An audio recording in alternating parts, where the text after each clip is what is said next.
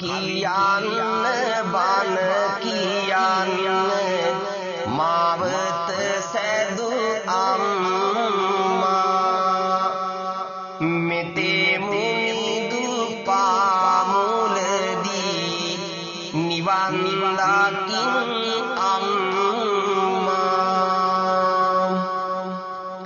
Sunil Wani वनरुदीन